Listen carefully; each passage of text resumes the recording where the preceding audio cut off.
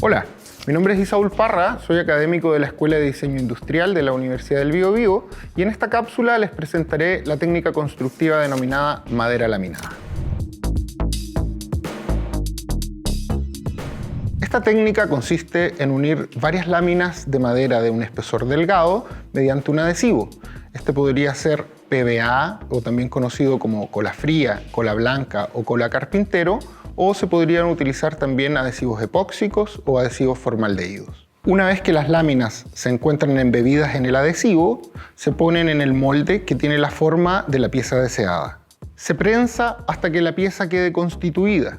Una vez secado el adhesivo, se extraen, se formatean y se les da el acabado final. Para la construcción de una pieza en madera laminada, se define que las tulipas son las láminas de madera que van de 1 a 1,5 milímetros de espesor aproximadamente y que conforman la estructura base de la pieza. Estas pueden ser coníferas, por ejemplo pino radiata, o latifoliadas, como es el caso del eucaliptus o roble, entre otras.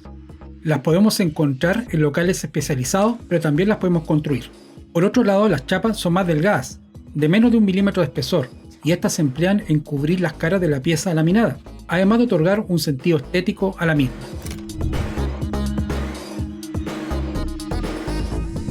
Para la construcción de una pieza de madera laminada es necesaria la fabricación de un molde o matriz. Este molde tiene la finalidad de constituir la forma final que ha de tener la pieza de madera laminada. Por otro lado, la materia prima del molde se fabrica con tablero contrachapado o de partículas, y el espesor y su forma dependen de la geometría y dimensiones que se quieran obtener. La construcción se puede hacer mediante tecnología CNC Router. En este caso, se genera un archivo 2D en un software especializado, por ejemplo AutoCAD, para luego migrar este dibujo al código de la máquina de control numérico. Ahora, si quisiéramos construir el molde manualmente, se puede ocupar una sierra caladora.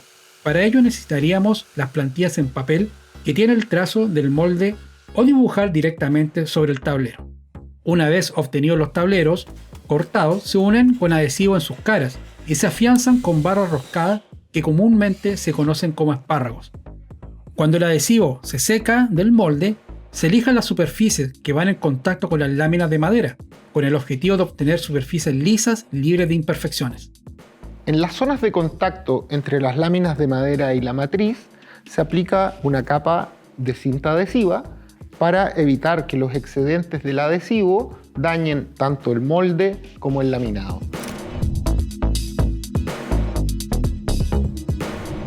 Para saber la cantidad de tulipas, se debe considerar el espesor final de la pieza. Por ejemplo, si tenemos tulipas de 1,4 milímetros de espesor y queremos obtener un resultado final de 10 milímetros, habría que conformar un paquete de 7 láminas. Si queremos definir el largo de las tulipas, se considera el perímetro de mayor longitud del molde, agregándole a este aproximadamente 50 y 100 milímetros extra.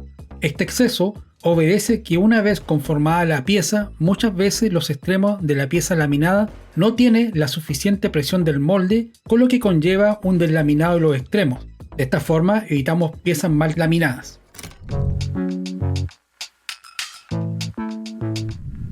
El prensado se realiza teniendo el molde y las tulipas ya formateadas. Las tulipas se embeben con adhesivo mediante el uso de un rodillo o brocha. El adhesivo esparcido debe abarcar toda la superficie de una cara de la tulipa, para luego ir armando las capas de madera. Una vez que el paquete de tulipas esté armado, se coloca en el molde de forma centrada y ordenada.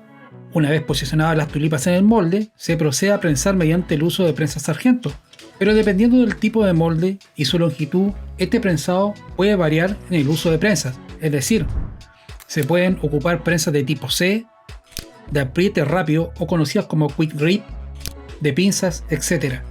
Incluso se pueden prensar mediante el uso de cámaras de bicicleta, cintas de amarre o slingas. La variable del tiempo de secado depende principalmente del tipo de adhesivo utilizado, pero también de las condiciones climáticas y del tamaño de la pieza a prensar. Cuando el adhesivo está seco, se procede a desmoldar y formatear la pieza laminada. Para ello se ocupa una sierra de banco. Independiente de las dimensiones finales deseadas, se formatea el ancho y el corte de los extremos de la pieza laminada. El afinado de la pieza laminada se logra lijando las caras y los cantos, mediante el uso de lijas de diferente grano.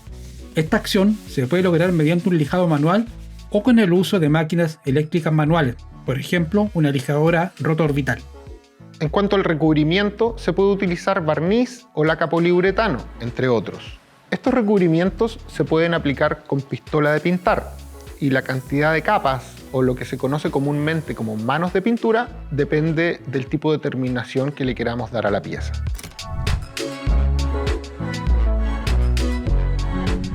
La utilización de madera laminada permite proponer geometrías para el diseño de objetos que en otra técnica constructiva en madera no serían posibles. La combinación de las diferentes formas que se pueden lograr, sumado a su carácter estético, brinda nuevas posibilidades para el diseño de productos en madera.